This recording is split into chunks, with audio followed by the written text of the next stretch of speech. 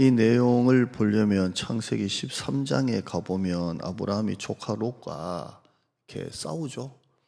둘이 싸운 게 아니라 아브라함의 종들하고 조카 롯의 종들하고 목자들끼리 자꾸 싸워요.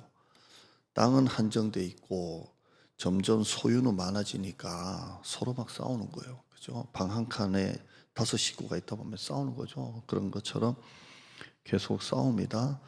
이 싸움이 하나님의 은혜로 점점 많아져서 그래요. 양떼도 많아지고 소도 많아지니까 그 땅은 딱 정해져 있고 서로 막 싸웁니다.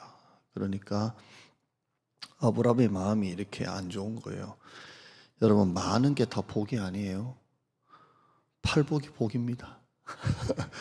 많은 게 복이 아니에요. 시편 37편 16절에 의인의 적은 소유가 악인의 풍부함보다 낫다, 이렇게 돼 있어요. 그러니까 죄 많은 사람끼리 재산을 막 쌓고 사는 것보다 의인이 팔복의 마음으로 사는 게 낫다, 이 말입니다. 아브라함이 더 이상 이제 조카하고 있을 수가 없어요.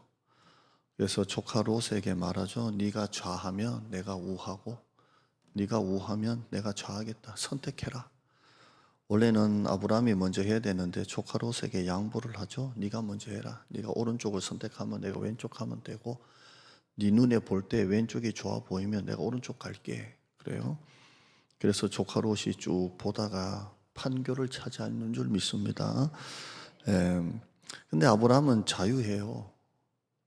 그냥 조카가 뭘 가지고 가든지 간에 굉장히 자유해요. 왜냐하면 진짜 복은 땅이 아니라 하나님이신 걸 알기 때문에요. 그래서 네가 땅을 가져가도 이 원래 모든 것에 복을 주시는 분은 하나님이시니까 아브라함은 굉장히 자유해요. 그래라, 그래라. 자식들끼리 그 재산 가지고 싸우는 건 참 불행이에요. 부모가 남긴 재산 가지고 자식들이 싸운다는 건 굉장히 불행해요. 언제 싸우냐고 보니까 장례식 때 많이 싸우더라고요. 장례식 때 부모님 돌아가시고 난 다음에 막 싸워요. 그 남긴 재산 때문에 누가 더 가져가냐 안 가져가냐, 또 장례 비용을 누가 더 냈냐 안 냈냐 가지고도 많이 그러더라고요. 저는 용산에 부목사로 있었을 때가 2004년도부터 2009년도까지 있었거든요.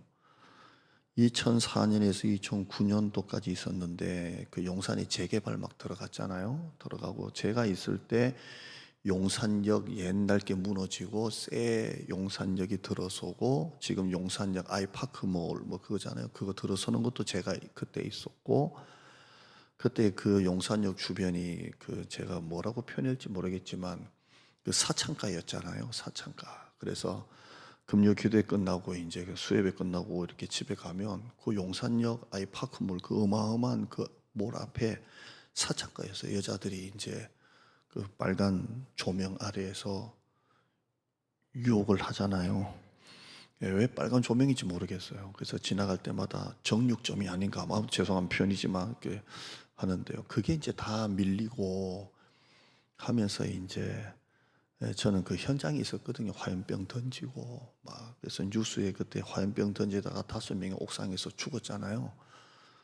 그 2분이 제 교구였어요. 그래서 제가 순천향 병원에 늘 자주 가고, 마지막 장례식 때는 이제 그 당시에 민주당이었나요? 그 많은 인사분들이 와서 이제 장례 예배도 하고, 재개발 조합장이 또 같은 교회 장로님이셨어요.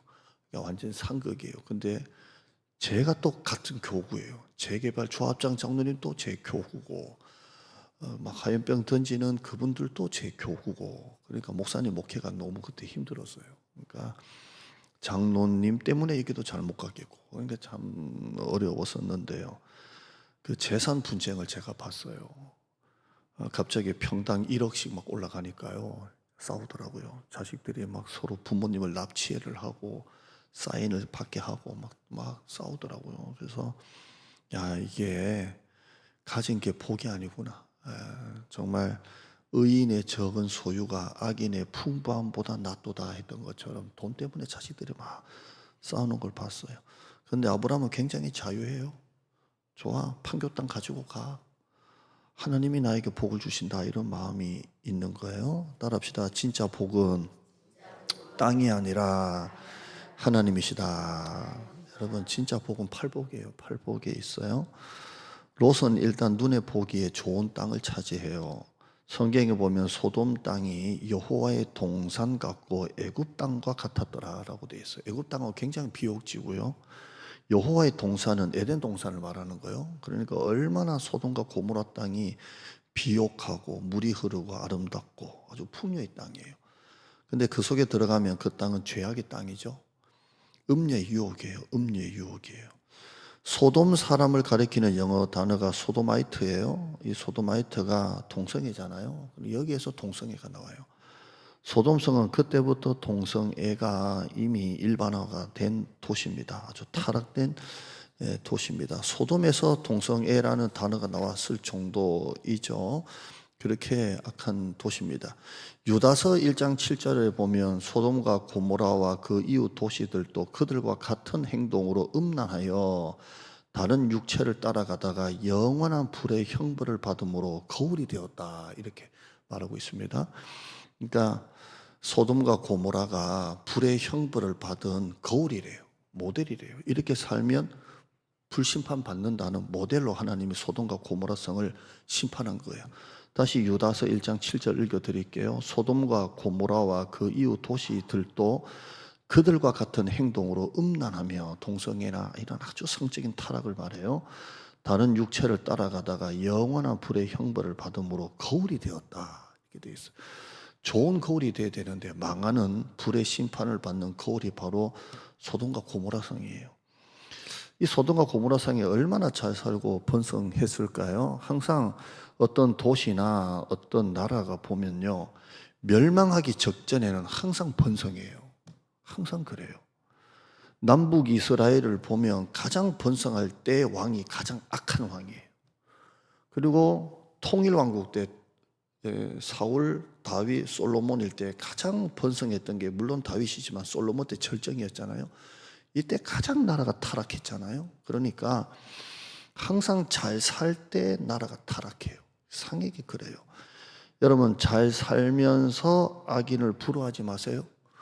악인인데 잘 사는 거 부러워하지 마세요. 아멘. 악인인데 잘 사는 거 부러워하지 마세요. 네. 시속 200km 가는 사람이에요. 안전벨트도 없이. 잘 살면서 악인은 결국 갈 길이 딱 정해져 있어요. 지옥이에요. 그렇죠? 시편 37편 1절에 악을 행하는 자들 때문에 불평하지 말며 불의를 행하는 자들을 시기하지 말지어다. 2절에 그들은 풀과 같이 속히 배임을 당할 것이며 풀은 채소같이 세잔할 것임이로다 라고 되어 있어요. 풀과 같이 싹 베버린대요. 올해는 제가 풀 딱 한 번 뱉나요? 우리 권사님들이 새벽기도 끝나고 풀을 베주셔가지고 제가 풀을 안 베요. 근데 한 번 벤다고 뱉는데요, 우리 권사님이 제 벤 자리를 가보니까 베야 될 풀은 안 베고 꽃은 다 잘라버렸고 베야 될 풀은 그냥 있더래요. 할렐루야. 그래서 탈락돼요. 탈락. 꽃은 자르고 풀은 놔두고. 여러분 풀 자를 때 어떻게 자른 줄 아세요? 놔두고 촥 치는 거예요. 그죠? 그런데 악인이 풀과 같이 싹 속히 배임을 당하고 풀은 채소같이 쇠잔해진다고 말하고 있습니다. 그러므로 불의를 행하는 자들을 시기하지 말아요. 여러분 시기심은 왜 나올까요? 미워서 나오는 게 아니고 부러워서 나오는 거예요. 야, 이번에도 국회의원 한 분이 그냥 뭐 이렇게 앉아가지고 뭐 AI 주식 가지고 투자하다가 어떻게 찍혀가지고 그거 안 보기 좀 하시 어떻게 찍혀가지고 그냥 미리 해가지고 지금 뭐 그러는데요. 여러분 하나도 그거 시기하지 마요. 하나님이 풀과 같이 싹 뺀대요. 3절 읽어드릴게요. 37편이에요. 여호와를 의뢰하고 선을 행하라. 땅에 머무는 동안 그의 성실을 먹을거리로 삼을지어다. 여호와를 기뻐하라. 그가 네 마음의 소원을 이루어 주시리로다. 여호와 앞에 잠잠하고 참고 기다리라. 자기 길이 형통하며 악한 꾀를 이루는 자 때문에 불평하지 말지어다. 분을 그치고 노를 버리며 불평하지 말라. 오히려 악을 만들 뿐이라. 이렇게 돼 있어요. 여러분 자꾸 이제 여러분이 보실 때 여러분의 보수도 있고 진보도 있잖아요. 보수는 진보 대통령을 욕할 것이고 진보는 또 보수 대통령 욕할 것인데요. 그거 하지 말아요. 왜냐하면 이렇게 말하는 거예요. 악한 꾀를 이루는 국회의원들 누가 그렇더라 누가 사기쳤다더라 때문에 악한 꾀를 이루는 자 때문에 불평하지 말지어다. 한번 따라 하실까요? 분을 그치고 노를 버리며 불평하지 말라. 오히려 악을 만들 뿐이라. 그러니까 내가 그들 때문에 막 욕하고 불평하면 결국 내가 죄 짓는다는 거예요. 그러니까 그러지 마라. 하나님이 하신다는 거예요. 하나님이 하신다는 거예요. 그러니까 여러분이 해야 될 일은 여호와를 기뻐하라. 그가 네 마음에 소원을 이루어 주신다. 여호와를 의뢰하고 선을 행하라. 땅에 머무는 동안 그의 성실을 먹을거리로 삼을지어다. 그렇게 살다 보면 하나님이 여러분의 기업과 여러분의 가정과 자녀들에게 복을 주실 줄 믿습니다. 다 복된 가정 되시길 바라요. 우리나라는 일제시대가 35년간이었고요. 6.25 전쟁이 전정협정까지 3년 1개월이었고요. IMF가 97년 11월에서 2001년 8월 23일까지였습니다. 나라가 엄청난 위기를 겪었습니다. 일제시대 35년, 6.25 전쟁으로 3년 1개월, IMF로 97년부터 2001년까지 대통령은 2번 탄핵된 나라입니다. 대통령 한 분은 대부분 감옥에 갔고 한 분은 자살까지 한 나라입니다. 그런데 하나님께서는 그때마다 우리나라에 복을 주셨고 그 은혜로 우리나라가 여기까지 온 겁니다. 아멘. 이미 망해도 100번 망할 그 나라. 대통령이 2번 탄핵당하고 감옥과 자살까지 가고 일제시대 6.25 전쟁, IMF까지 겪은 나라가 지금 GDP 국내 총생산이 전 세계 10위 안에 드는 나라입니다. 이것은 하나님이 우리나라에 주신 특별한 복입니다. 해외 선교사님들을 미국 다음으로 우리나라가 전 세계에서 2번째로 선교사님을 많이 파송한 나라가 우리나라입니다. 할렐루야. 하나님이 이렇게 우리나라에 많은 복을 주셨고 그 은혜로 우리나라가 여기까지 왔습니다. 이것은 한국교회와 기도하는 성도들 때문에 하나님이 우리나라를 보호하신 거예요. 그런데 우리가 만약에 범죄하고 먹고 마시는 정욕과 쾌락과 향락을 일삼고 우리가 정말 우리나라가 얼마나 반문화가 타락되어 있고 혼란스럽습니까? 여기다가 북미를 지금 다 휩쓸었고 미국을 휩쓸었고 유럽을 망하게 했던 이 동성애를 또 합법화시키려고 합니다. 여러분, 어려움이 없다면 새벽 기도도 하기 어려워요. 어려우니까 눈만 뜨면 주님만 보는 거예요. 그게 우리에게 은혜입니다. 어려우니까 눈만 뜨면 하나님 찾고 있잖아요. 주여 도와주세요. 그게 새벽기도 아니에요. 어려우니까 한국교회가 이렇게 예배당에 나와서 예배를 드리는 거죠. 우리가 정말 잘 살고 아무 문제 없으면 새벽기도부터 텅 빌 것이고 한국교회부터 텅텅 빌 거예요. 우리나라는 고난으로 세워진 나라예요. 고난 때문에 한국교회가 기도한 나라예요. 고난 때문에 한국교회가 부흥한 나라예요. 그래서 우리나라는 고난과 하나님의 복이 같이 임한 나라예요. 이 나라가 만약에 죄악 가운데 소돔과 고모라 산다면 하나님이 소돔과 고모라 성을 거울처럼 만드셨던 것처럼 이 나라도 하나님께서 그렇게 하시는 거예요. 그러나 너무나 감사한 것은 아직도 한국교회와 한국교회 성도들이 밤을 맞대고 새벽마다 기도하고 있기 때문에 우리나라가 이렇게 아름다운 대한민국이 된 줄 믿습니다. 하나님이 우리 한국교회를 사랑하시고 우리 교회를 사랑하시고 이 나라 이민족을 사랑하십니다. 만약에 달러가 많고 돈이 많고 편안하고 배불러서 하나님을 멀리하는 것보다 차라리 고난을 통해 하나님 앞에 엎드리는 게 훨씬 더 복이에요. 시편 119편 71절에 고난당한 것이 내게 유익이라 그랬어요. 한번 따라할까요? 고난당한 것이 내게 유익이라. 얼마나 귀한 말이에요. 여러분 삶 속에 고난이 있으니까 새벽마다 기도하는 것이고 고난 때문에 엎드리는 거예요. 할렐루야. 자, 한 번은 아브라함이 이제 만물의 상수리 숲을 근처에 앉아 있는데요. 정오쯤 되는데 어떤 나그네 3명이 저쪽에서 걸어와요. 성경을 보면 아브라함이 대접을 잘해요. 대접을 참 잘합니다. 자기가 볼 때 나그네가 이렇게 걸어오는데 누가 시키지도 않았는데요. 그 나그네 3사람에게 얼마나 대접을 잘하는지요.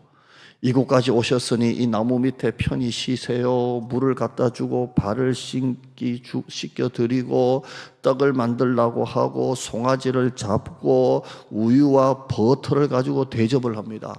모르는 사람인데 우리는 그렇게 안 하잖아요. 자, 그렇게 막 대접을 해요. 히브리서 13장 2절에 보면 이렇게 말해요. 손님 대접하기를 잊지 말라. 부지 중에 천사들을 대접한 이가 있다. 이렇게 말해요. 그러면 아브라함이 이 천사를 대접했을 때 어떤 마음으로 대접했다는 거예요? 부지 중에 대접했다는 거예요. 그냥 세 분이 오니까 대접한다는 마음으로 대접을 했는데 그게 천사였다. 이렇게 히브리서는 해석을 하고 있죠. 부지 중에 천사들을 대접했다라고 되어 있습니다. 우리 교회가 이 지역에 소문이 좋습니다. 아멘 하시기를 주님의 이름으로 축원합니다. 좋습니다. 왜냐하면 우리 별짓 다 해도 우리 교회를 향해서 시끄럽다고 소리를 안 하십니다. 그 말은 우리 교회를 좋아한다는 말씀입니다. 패밀리 캠프 조금 걱정이 됩니다. 또 이제 불놀이 하고 이제 난리가 이제 막 할 건데 재작년에 캠프할 때 진짜 불 떨어뜨리고 별것 다 했잖아요. 근데 아무도 우리 교회에 이렇게 민원이 없습니다. 우리 교회에 들리시는 분들이 참 많은데요. 우리가 이렇게 친절하게 대해주니까요. 파도 주시고 고추도 주시고 상추도 주시고 우리에게 자꾸 주세요. 우리도 많지만 그냥 파도 먹으라고 주시고 고추도 주시고 농사 짓는 분들이, 근데 여기 사시는 분도 아닌 분이 있는데요. 이렇게 주시고, 왜냐하면 우리가 화장실도 쓰게 하고 물도 쓰게 하고 커피도 쓰게 하고, 커피는 마시게 하고 그러니까 우리 교회에 대한 인상이 좋은 겁니다. 여러분, 친절함은 하나님의 영광이 나타나는 거죠. 아브라함이 부지 중에 대접했는데요, 이때 이렇게 말합니다. 내가 아브라함에게 이걸 숨기겠느냐. 소돔과 고모라가 죄가 너무 관영해서 우리가 불로 심판하려고 왔다. 이런 얘기까지 해줘요. 이 말씀 중에 좋은 것이 뭐냐면 내가 아브라함에게 숨기겠느냐 이렇게 말해요. 여러분, 하나님이 그만큼 여러분에게 다 말씀해 주는 사람 되시기를 바랍니다. 내가 누구 이름 얘기하면 여러분도 누구 이름 안 했다고 또 시험 들진 않겠죠? 내가 주연이에게 숨기겠느냐 그런 거. 하나님이 다 말해주는 사람, 여러분이 하나님의 음성을 듣고 성령의 감동을 받는 사람이 되기를 바랍니다. 그냥 눈 뜨면 하나님의 음성 들려주고 그 음성 듣고 순종하고 감사하고 힘을 얻고 할렐루야, 그런 사람. 내가 아브라함에게 숨기겠느냐, 그만큼 치밀하다는 거예요. 그런데 아브라함이 그 성에 누가 살고 있어요? 조카 롯이 살고 있어요. 그래서 아브라함이 그 소리를 듣고 조카 롯도 있고 소돔과 고모라 성의 수많은 사람들을 생각하며 하나님 앞에 중보기도합니다. 하나님, 그 속에 의인이 있을지언정 악인을 멸하실 때 의인도 멸하시겠습니까? 하면서 그 땅을 위해서 중보기도합니다. 지금 우리 대한민국은 옛날이나 지금이나 중보기도 해야 될 나라입니다. 늘 기도 많이 하시고요. 중보기도는 사랑입니다. 중보기도는 굉장히 이타적인 기도입니다.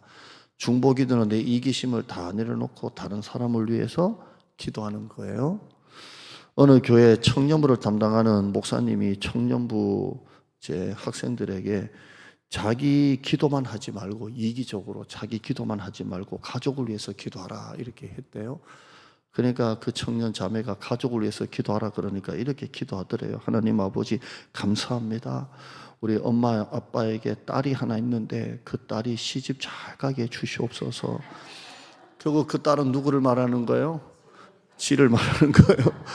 감사합니다. 엄마 아빠에게 딸이 있는데 그분의 엄마 아빠의 딸이 시집 잘 가게, 끝까지 자기를 향한 기도를 버리지를 못하는 거예요. 여러분, 중보기도는 긍휼이에요.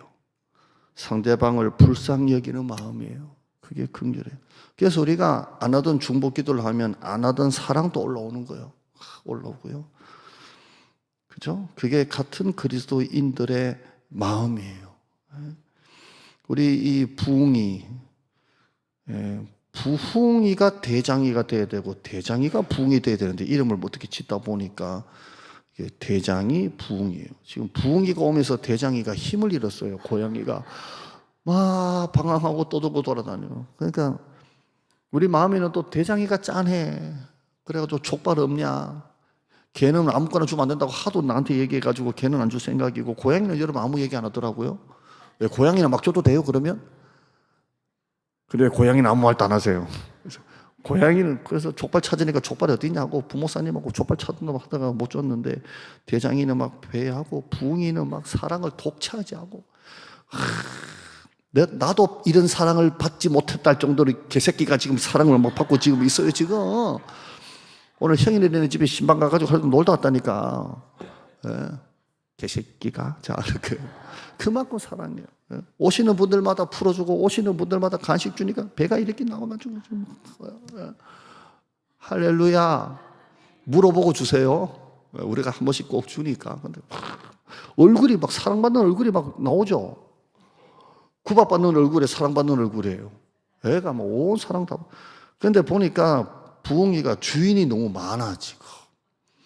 이 사람도 주인이고 이 사람도 주인이고 이 사람도 주인이고, 왜 다 잘해주는 거야? 여러분이 다 부흥이가 막 따르는 것 같죠? 안 그래요? 우리 눈에 딱 보면 특별히 잘해주는 사람은 딱 구분해요. 얘가 박상수 집사님, 전현여 권사님, 부목사님, 나 사모, 우리 우수혜성 집사님, 하여튼 몇 사람은 더 특별히 애가 따라요. 왜? 잘해주는 걸 아니까. 그런데 여러분 부흥이를 바라보는 눈을 보니까 막 사랑이 막 하트가 막 뿅뿅뿅뿅 나는데요. 제가 이 부흥이를 보면서, 야, 너는 진짜 하나님께 선택받은 자다. 만약에 우리 교회가 아니었으면 지금 또 이 길거리를 방황하다가 배고파가 쓰러져 가지고 다리 밑에 떨어져 가지고 죽었을지 모르는 부흥이가 우리 교회를 만나 가지고 저렇게 사랑받고 있지 않습니까? 교회 안에서 볼 때도 긍휼의 눈으로 사람을 보면요, 다 사랑스럽고 다 귀하고 다 존귀한 분들이 다 우리 성도들입니다. 우리 성도 중에 멀쩡한 분 한 명도 없어요. 다 가난하고 다 힘들고 다 어렵고 다 아프고, 그런 중에도 하나님을 붙들고 가는 분들이 여러분들이에요. 멀쩡한 분은 한 분도 없어요. 여러분 부모의 마음으로 보면요, 다 짠해요. 여러분의 자식들 짠해요, 안 짠해요? 사실 짠할 거 없거든요. 잘 살고 있거든. 근데 부모의 마음으로 보니까 자식들이 짠한 거예요. 짠해. 말만 그냥 야 괜찮아 할 수 있어 뭐 아무것도 아니라고 하지만 짠한 거예요. 여러분 부모의 마음으로 보는 거예요. 부모의 마음으로 보면 긍휼하지 않는 사람이 한 사람도 없고 불쌍하지 않는 사람이 한 사람도 없어요.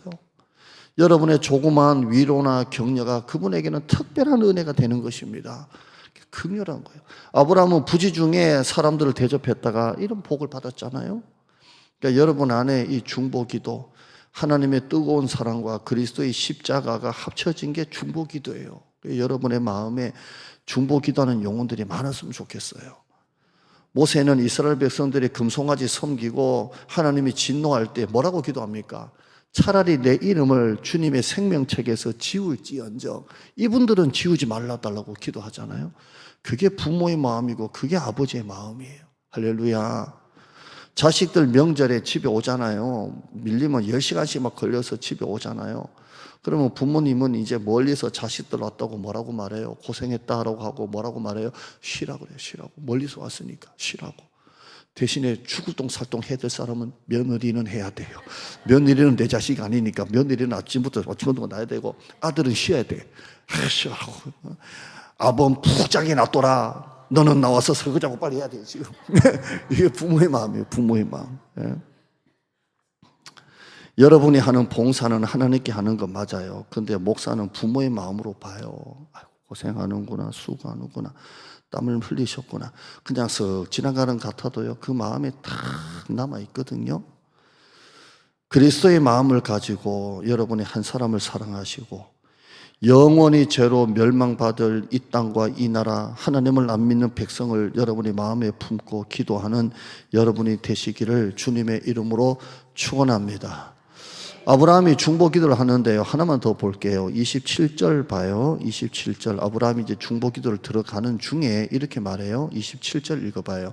시작. 아브라함이 대답하여 이르되 나는 티끌이나 재와 같사오나 감히 주께 아뢰니다. 하나님께 기도하면서 나는 티끌이나 재와 같습니다. 이렇게 기도를 합니다. 티끌이란 말은 원어로 보면 먼지라는 말이고 흙이라는 말입니다. 우리는 흙으로 지어졌습니다. 그러므로 우리는 티끌입니다. 아브라함은 하나님께 기도할 때 나는 티끌밖에 안 됩니다 라고 그렇게 기도를 합니다. 우리는 정말 티끌입니다. 아무것도 아닌 존재입니다. 그런데 하나님이 이 티끌에 하나님의 생기를 불어넣어서 우리가 하나님의 사람이 된 거예요. 그렇죠? 그러므로 우리는 잠에서 깨자마자 이렇게 고백해야 돼요. 나는 티끌입니다. 그리고 나에게 생명의 호흡을 주신 하나님 감사합니다. 이렇게 기도해야 돼요. 아멘. 먼지 같은 내가, 무가치한 내가, 아무런 가치도 없는 내가 하나님으로 인하여 티끌 같은 내가 하나님의 생기를 받아서 이렇게 하나님의 자녀로 살아가고 있는 것입니다. 눈만 뜨면 감사하잖아요. 눈만 뜨면. 그죠? 요즘에 이 말씀이 자꾸 떠오르더라고요. 시편 116편 12절에 내게 주신 모든 은혜를 내가 여호와께 무엇으로 보답할까? 이게 자꾸 떠오르더라고요. 한번 따라해요. 내게 주신 모든 은혜를 내가 여호와께 무엇으로 보답할까? 여러분이 만약에 어디 가서 일을 하면 그 일당만큼 돈을 받을 건데도 교회에서는 그냥 땀을 흘리면서 봉사하잖아요. 여러분이 자기를 위해서는 옷 하나 살까 말까 하다가도 옷을 10만 원짜리 살 것을 3만 원짜리 사고 막 그러잖아요. 나머지 7만 원은 뭐예요? 헌금하잖아요. 그런데 우리가 왜 하나님께 그렇게 살아요? 하나님이 내게 주신 모든 은혜가 너무 감사해서 우리 하나님의 물질도 드리고 시간도 드리고 그렇게 사는 거예요. 한번 따라해요. 이미 받은 복이 많은 사람이다. 그러니까 여러분 자꾸 복 달라고 하지 말고요. 한번 생각해 봐요. 이미 하나님께 내게 주신 복이 너무 많아요. 그러니까 받을 복을 생각하지 말고요. 받은 복을 생각해 봐요. 얼마나 나에게 하나님이 많은 복을 주셨는지. 지금 힘들다고 지금까지 주신 은혜를 잊어버리면 안 돼요. 지금 내가 사는 게 좀 힘들고 어렵다고 가난하다고 지금까지 하나님이 주셨던 은혜를 잊어버리고 살면 그런 사람은 배은망덕이라 그러잖아요. 그러니까 하나님이 내게 주신 모든 은혜를 내가 무엇으로 보답할까? 너무 감사하죠. 이번에 모판사랑교회 제가 일대 목사로 했던 교회 청년들 중고등부 학생들이 왔어요. 너무 반갑고 예쁘고 이렇게 잘 컸냐 이렇게 너는 누구냐 하니까 누구 집사님 딸. 너는 누구냐 누구 집사님 딸. 야, 너 이렇게 컸냐? 내가 너 산부인과 가서 기도해 준 거 알아? 몰라?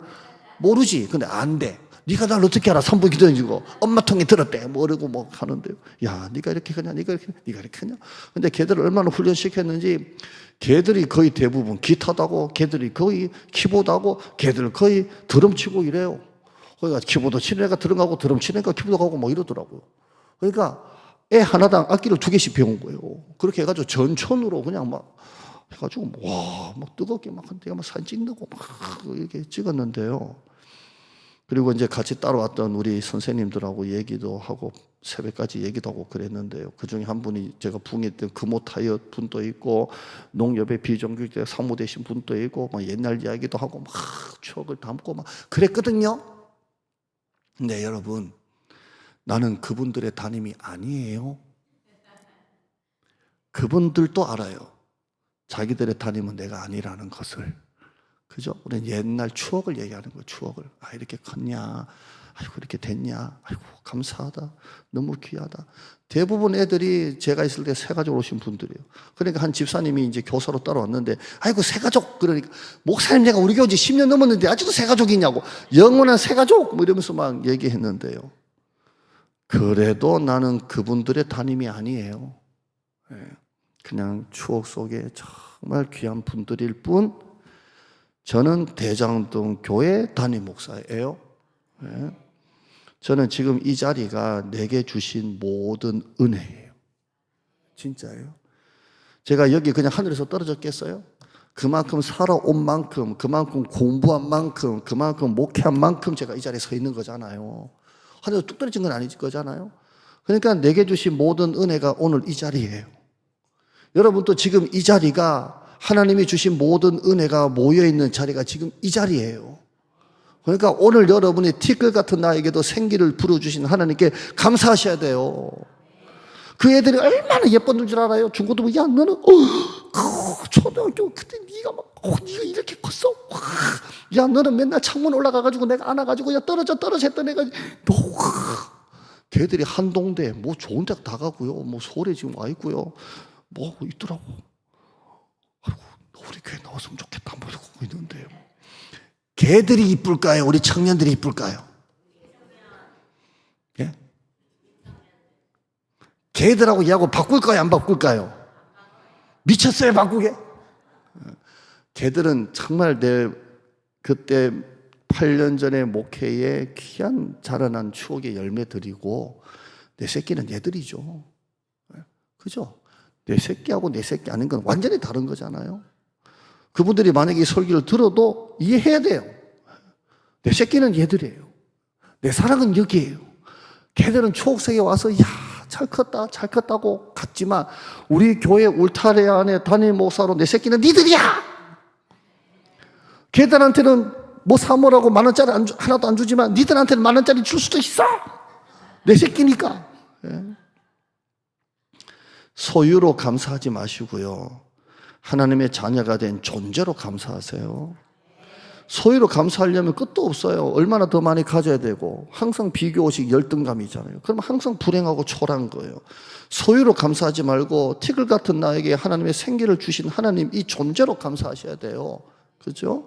항상 겸손하시고요. 티끌이라고 고백하세요. 잠언 3장 34절에 겸손한 자에게는 은혜를 베푸신다라고 말씀하고 있습니다. 복 달라고 기도하는 것보다 받은 복에 대해서 감사하세요. 그때 눈물이 왈칵 올라오는 거예요. 그죠? 항상 겸손함으로 주의 은혜 가운데 사는 여러분 되시기를 주님의 이름으로 축원합니다. 그 다음 이야기는 다음에 그렇게 할게요.